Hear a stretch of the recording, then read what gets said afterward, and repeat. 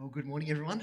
It's good to be able to share with you this morning. We're actually continuing a series that I was looking back. I think the last time I preached on this was March 14. So that's a few months ago now. So we kind of kicked it off, and then we obviously had COVID come in hard, and we did a few other series, and now we're returning to our Mark series as we kind of step our way through the Gospel of Mark, which is actually a really exciting book because Mark has this urgency to it. It's like, then this happens, and this happens, and this happens. And you see Jesus doing this, and talking to this person, and there's not much kind of fat around the edges. It's kind of like everything is put in there very deliberately and for a reason. And so over the next months, actually, here in the AM service, we're going to be essentially stepping through all the chapters of Mark and looking at the ministry and the life of Jesus. And today we are looking at one of the earliest parts of his ministry. In fact, here in chapter 1, verses 40 to 45, where Jesus heals a man with leprosy. Now, I suppose before we kind of step into the passage, I want us to get into this right kind of headspace. Because the truth is, we all carry history with us, right? Maybe it's a history of where we grew up. Maybe it's the history of the stories that have been told. Maybe it's whether you grew up with Sesame Street or Play School or something else. You know, we've all got this kind of history that we bring to every new story we encounter. And depending upon our experience in the past, it actually changes how we interpret the story. You know, if someone talks about an experience they had at a water park, if you've been to a water park before, you can appreciate that experience. You go, oh, I get the sense of fear and I get the sense of activity and what's going on there. If you've never been there, you're kind of trying your best to imagine it, but, you know, you only get what you get type thing. And the same is true when it comes to the Bible, and especially when it comes to the Gospels. Everybody carries with them a history, and particularly for those who would have been hearing these words or looking at these manuscripts a little bit later on in the early new parts of the New Testament in the first century, people would have been carrying with them stories of the past. And especially if you grew up in first century Israel, you would have been growing up with the stories of the Old Testament, what happened back then. And this is really important because when it comes to Mark introducing this person of Jesus, it means that we're not coming with this incredible awareness of all the stories of Jesus and all this kind of stuff that most of us who have grown up in church have become very familiar with. We're essentially wanting to ask the question from the get-go, who is this Jesus? You know, because Mark's introducing him to us, we're learning about him, and while it's good to understand what he did, most importantly, we understand who he is. And today's passage, while it looks at a surface level very much about what Jesus did, there's actually another layer to this, which is about who he is. And so I encourage you to come in with this broader awareness of what's going on as we work through the book of Mark together. So we're just about to head into the passage, but it's worth noting that just prior to this event, where in Mark chapter 1, Jesus has been baptized, he has started his ministry, there was a whole bunch of general kind of healings that have taken place. You know, he just said he kind of healed many people of their diseases and of demons. Then Mark has healed Peter's mother-in-law, and then we get to this story. So we're talking very, very, very early on in Jesus' ministry. So let's have a look here. If you've got your Bible, feel free to turn there, or your device. Mark chapter 1, we're just going to go through it again.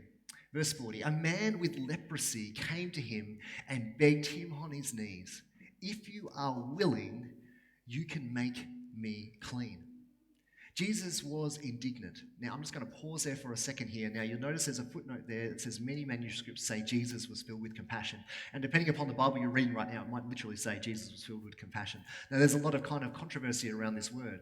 Indignant, that kind of means angry, and then compassion, they seem kind of two ends of a bit of a weird spectrum. Just for the sake of those who don't have the time to do all the research into this particular word, it's actually important to recognize that in this particular gospel here in Mark, there's no consensus. Absolutely no consensus on what this word should be. There's variance between Mark and Matthew and Luke, and on the basis of things like harmonization and mistakes by copyists, all these different theories that people have, there's absolutely no consensus. So I'm not going to actually dig deep into what Jesus' attitude was at the time of this healing, all right, because that's actually unhelpful. Nevertheless, we do know that Jesus demonstrated both righteous anger and immense compassion through the life of his ministry. So we can hold both of those things, but we're just not going to focus on that today. So I'm going to continue. That was a little sidebar, but worth noting in case you're like, whoa, why does the Bible say something completely different? So Jesus was indignant or filled with compassion. He reached out his hand and touched the man. I am willing, he said, be clean. Immediately the leprosy left him and he was cleansed. Jesus sent him away at once with a strong warning. See that you don't tell this to anyone, but go show yourself to the priest and offer the sacrifices that Moses commanded for your cleansing as a testimony to them. Instead, he went out and began to talk freely, spreading the news. As a result, Jesus could no longer enter a town openly, but stayed outside in lonely places. Yet the people still came to him from everywhere. Okay. So let's just unpack this a little bit around what was actually going on. Now, leprosy, if you haven't kind of stumbled across that in the Bible before, is a really, really big deal. Now, they use the term leprosy. It can actually be attributed to a number of skin diseases, but they've kind of got this single word for it. Now, leprosy, we know now that it is not contagious, but back in Jesus' day in the first century, there was a definite belief that leprosy was contagious. Therefore, if you got in physical proximity or you touched someone with leprosy, there was the risk that you would also catch leprosy. Okay, so there was this very, very strong wariness of leprosy, and therefore, if you got leprosy, it meant that you had to essentially be excluded from the community, physically, which also meant socially, which meant that your security, safety net, everything suddenly became nothing. You were out on the margins. And this was the thing about leprosy. It did not discriminate. It didn't matter how much money you had. It didn't matter what class you were in. If you got leprosy, you were out. Okay, which we actually learn a bit about the story of Nahum back in 2 Kings. It doesn't matter your status. Leprosy doesn't discriminate. You are out. Now, this is really significant because there was not only was there an awareness socially that you were out, you also, if you had leprosy, actually had a responsibility to others. You actually, part of your responsibility was that if there were people who were clean, so to speak, who were coming into your area, or if you were kind of walking around and they were generating in your proximity, your responsibility as a person with leprosy who was already on the outer was to shout, unclean, unclean, unclean, as this kind of warning to people, right? So you had a social responsibility to warn others that you were infectious. So there's this kind of double hit for anyone with leprosy. You are not only on the out, you have to reinforce the fact that you are on the out by staying away. Because who knows what would happen if you breached those rules. So first, with all this in mind, which is very different to our modern understanding, of course, let's have a look at what our leper did. It said a man with leprosy came to Jesus and begged him on his knees. So with the man with leprosy, the man who was not only on the outer but knew his own social responsibility to remain on the outer, actually approached Jesus. Jesus, who is this kind of rising leader, this person of influence, kind of this emerging celebrity figure, we would say nowadays, the leper comes to him. Now, this was actually, and we need to acknowledge this was actually an incredible step of bravery. Now, you might say, well, the leper had nothing to lose. He was already on the outer, but he had his life to lose, okay? So him actually coming and approaching Jesus, breaching social protocols and expectations was actually a very significant step to actually display his brokenness, his leprosy, right there in front of Jesus and say, are you willing? The thing we first need to acknowledge is that he is essentially, by his actions, saying, I am willing. Are you? He's saying, I'm willing to put myself out there. I'm willing to suffer the consequences of this behavior. I'm willing to suffer this. Are you, Jesus? Are you willing? And this is really, really important as we begin to reflect upon our own response to Jesus when it comes to our brokenness, our pain, and our willingness to approach our Lord and Master with our things that are broken. You know, I think about this taking the first step of bravery. I remember back when I was running a few camps, winter camps actually, down in Melbourne. We, for one of our camps, we had a giant air cushion that floated on water. I don't know if you've ever seen these. You get these giant air cushions that are huge, and then you set up scaffolding. And what you do is you put one person on the front of the inflated air cushion, and then someone else jumps off the scaffolding on the other side, and they launch into the air and land in a lake. Have you guys ever seen that? Anyone ever seen that? Yeah, it's awesome. It's really, really scary. Because you're literally sitting there on the cushion and you're going, here it comes, here it comes, here it comes, and you just boom, one side, boom, the other side, and exactly as you expect, they go launching through the air. And I remember that whenever we were trying these things for the first time, just before the youth work, because that's what you do as youth leaders, testing for safety. It was always that sense of going, this is definitely going to freak you out, so we're going to have to do it first, because unless you see us step out in faith, so to speak, then we don't expect you to do it. And so we would get up there on the air mattress. It'd be freezing because it was winter camp while we were doing sports in water, who knows, but we were there, and somebody would jump off the scaffold and get launched into the air. Everyone would cheer, everyone like face plant onto the water and be like, all right, that's what it's going to cost, And this is it though. I see this all the time, youth leaders stepping out in advance and waiting for the response. It's essentially saying, I'm willing, are you? And this is similar to kind of what the leprosy man, or the man with leprosy did, except of course on a much grander scale. The question is, how will Jesus respond? Now, as I mentioned earlier, these stories of Jesus have a history. There is a context which people would be aware of. And this particular story has a couple of key highlights that is worth noting. First of all, of course, we've got someone with leprosy. We've got this kind of question of willingness. We've got Jesus at the beginning of his ministry. We've got the reaching out of the hand. There are all these kind of story elements. Now, can anyone who wasn't here at the 9 a.m. service tell me where you might have seen these similar type of elements in the past biblical stories? Leprosy, beginning of ministry. Can anyone think of any biblical character in the past where some of these ones were similar? Blind man, yeah, absolutely. Yeah, there was more healings, and healing of blind man didn't just start with Jesus. It occurred even earlier than Jesus as well, some parallels. All right. Well, who? Naaman. Naaman had leprosy. We mentioned him earlier. Naaman was in the context of Elisha, okay? Now, Elisha had very deliberate parallels with Jesus. We've been talking about those in the PM services. There's one more even earlier than this. Beginning of the ministry, leprosy. Can anyone think of it? All right, I'll let a 9 a.m. jump in. Yes, I nailed it. Oh, gosh. Moses, that's right. At the beginning of Moses' ministry in Exodus chapters 3 and 4, we see incredible parallels with these same imagery. And it is a very deliberate act on the part of the writer of Mark to parallel Jesus' actions with that of Moses. Because, of course, Moses was the main known leader of the Jewish tradition. He was the leader of the first Exodus, right? Out of slavery or out of captivity into freedom and hope. Okay? And so this history of the Israelite nation being coming out of Egypt and out of this slavery would have been at the forefront of the imagination of the people in the first century. Note this in Exodus 4, verses 6 to 7. Then the Lord said to Moses, this was just as Moses was at the burning bush and God was interacting with him, put your hand inside your cloak. So Moses put his hand into his cloak, and when he took it out, the skin was leprous. It had become as white as snow. Now put it back into your cloak, he said. So Moses put his hand back into his cloak, and when he took it or reached it out, it was restored just like the rest of his flesh. So Moses is the leader of the first Exodus, right? The first Exodus is the man whom God gave the orders to take them out of captivity and toward freedom.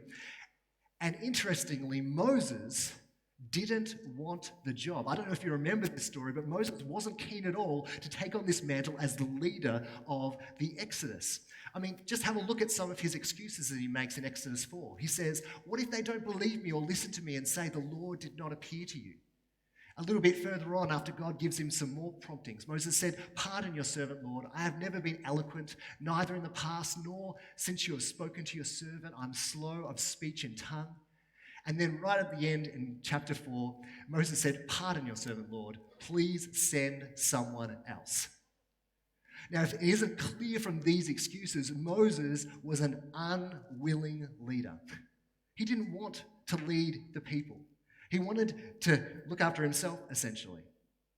And out of this unwilling leader who ended up taking the role anyway, because God essentially said, go, do it, What we ended up with all the way through the Old Testament was this messy history of God bringing Exodus and then the people going back into exile. Exodus and then exile. And there was this constant kind of movement from kind of glory back to pain, from freedom to captivity. This was the story of the Old Testament and the story that the people in the first century, once again under Roman occupation, would have been carrying with them. We had Moses.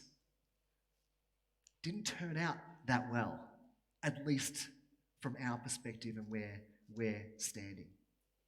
And here in Exodus chapter 3, we see, or chapter 4, should I say, we see Moses' unwillingness to actually step into this role. There's one more parallel I want to make from Exodus chapter 3. Moses said to God, suppose this is burning bush again, suppose I go to the Israelites and say to them, the God of your fathers has sent me to you, and they ask me, what is his name? Then what should I tell them? And God said to Moses this famous phrase, I am who I am.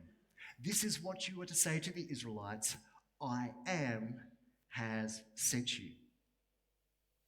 So God's power and redemptive mission is the driving force behind this first Exodus. And when Moses asks for a name to represent this God, he says, I am. And this is where we get the name Yahweh from, Yod He Vah He in the Hebrew. I am who I am. And this was a holy name, a divine name. Sometimes people wouldn't want to actually utter those words, and so we end up with what's called the tetragrammation, which is essentially the four Hebrew letters that make up I am who I am. And so this statement of I am, this name of God, carries with it incredible history and power. Essentially, I am represents the divine. And so this name was powerfully connected to God and this divine authority that one has. So there's our parallels. Let's just return to our passage. We had to deviate a little bit. Let's just come back and let's read this afresh. A man came with leprosy. He took a risk. He put himself out there and begged him on his knees, if you are willing, you can make me clean. Jesus was indignant, filled with compassion. He reached out his hand and touched the man, and he says these three words, I am willing. He said, be clean.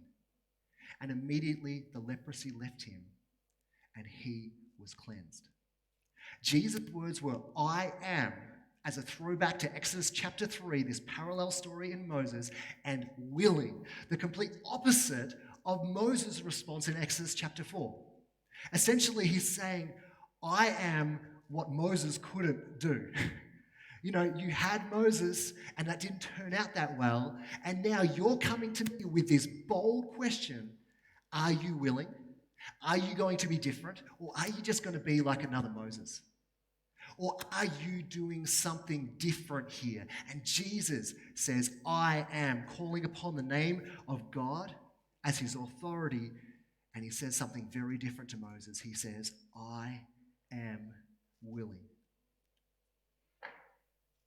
This statement made by the leprous man was loaded, filled with history, filled with pain, filled with ups and downs, filled with times where we've tried and we have failed. And essentially he comes to Jesus and says, are you going to be different? And this is the bigger message of Mark chapter 1. Jesus here, early on in his ministry, yeah, he's healing, and healing is cool, but most importantly, Jesus is initiating a new kind of exodus. And this isn't just going to be an exodus for one nation out of Egypt. This is going to be an exodus for the entire world. And it's a leader who is willing to take the brokenness, willing to take the pain, willing to take the history and set it toward a new course, which is ultimately for all time. And in the same breath, he's claiming his rightful messiahship. I am willing. I mean, is it any wonder then that this man who had been healed of leprosy started going out and telling everyone about this?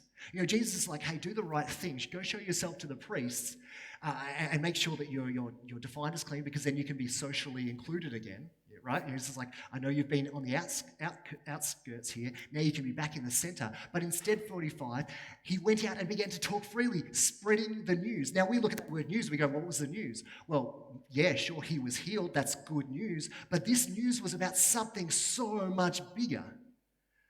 It's about a new exodus with a willing leader. This was the news that was being shared. As a result, Jesus could no longer enter a town openly, but stayed outside in lonely places, and people still came to him because something brand new was breaking through here in Mark.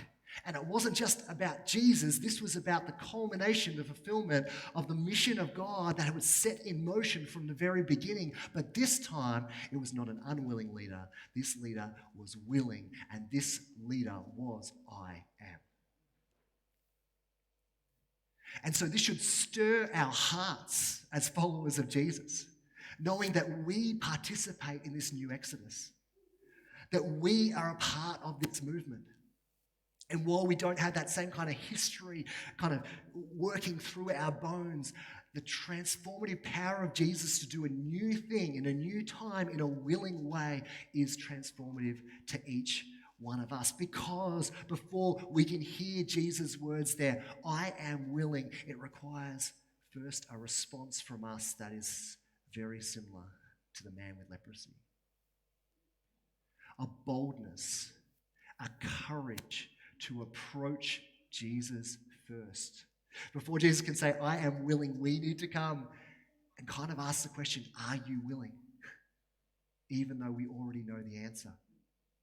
Because this is the challenge for us from Mark 1, is knowing there's this grand story that is breaking through in the life of Jesus and his ministry. Are we willing to come to Jesus with our pain, with our brokenness, with those addictions, with those areas of life that we believe are beyond redemption? Are we willing to come to Jesus with our history of pain where we feel like things haven't been delivered upon and actually offer that to Jesus?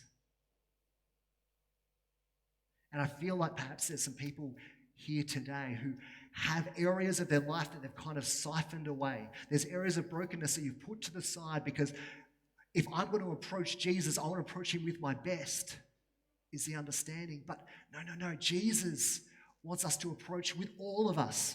Every room of the house is open. And Jesus says, I am willing. That stuff does not belong there. You don't need to fear that stuff anymore. Bring it to light because a new thing is happening and I am willing.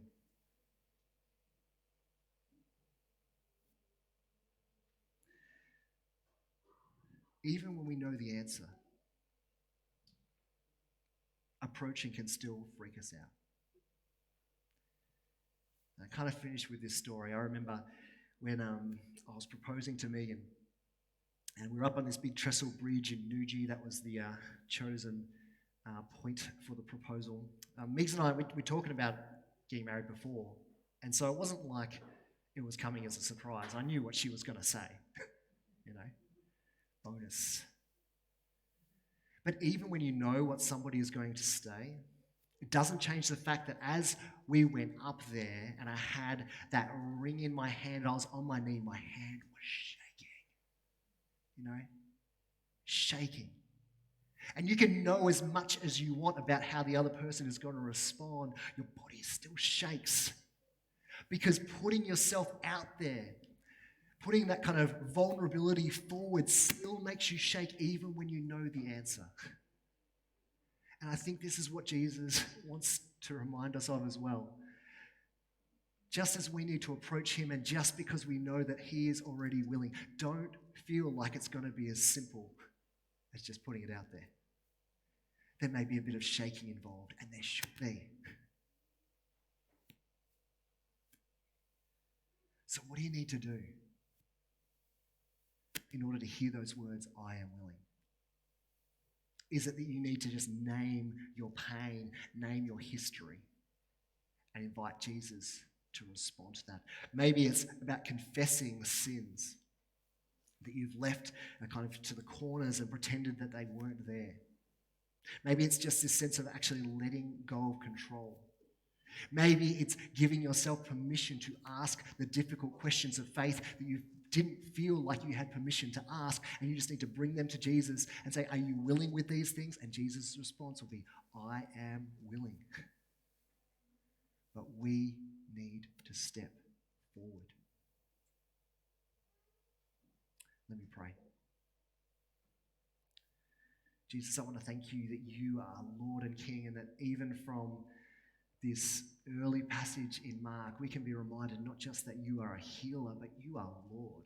You are the Redeemer. You are the Restorer. You are the one who brings freedom from a place of captivity. And Lord, if any of us here today are experiencing a sense of captivity, if we're experiencing a sense of shame, God, would you give us the courage to bring that to you?